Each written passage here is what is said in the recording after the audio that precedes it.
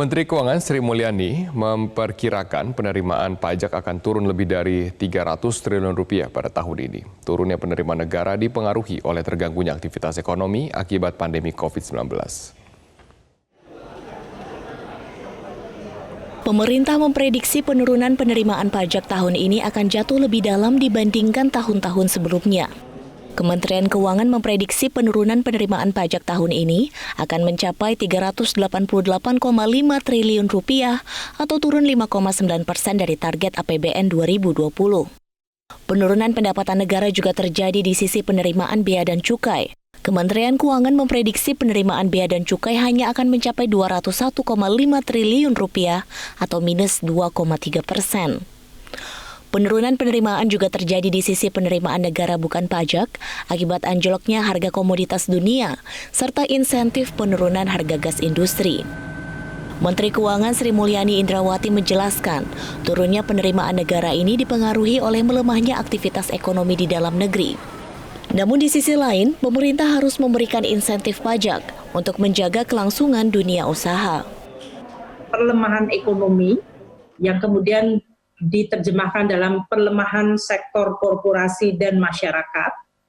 Ini termasuk PPH korporasi 25, PPH 21 untuk PHK dan karyawan yang mungkin terancam PHK, pajak pribadi mungkin akan terpengaruh, dan PPN.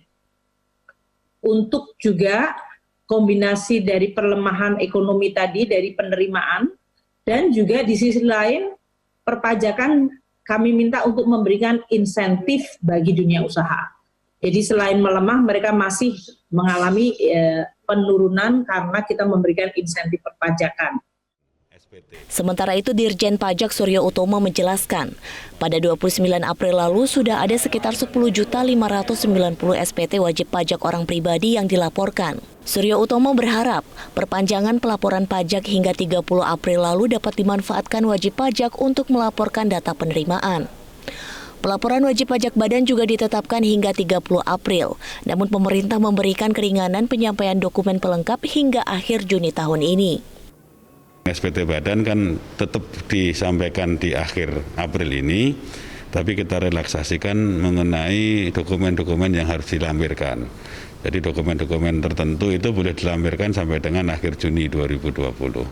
Jadi ada beberapa relaksasi dan catatan kami juga nih Mbak, ada 5.831 wajib pajak yang sudah melaporkan untuk menyampaikan SPT di akhir bulan April ini. Tapi dokumen-dokumennya dia akan sampaikan di akhir Juni.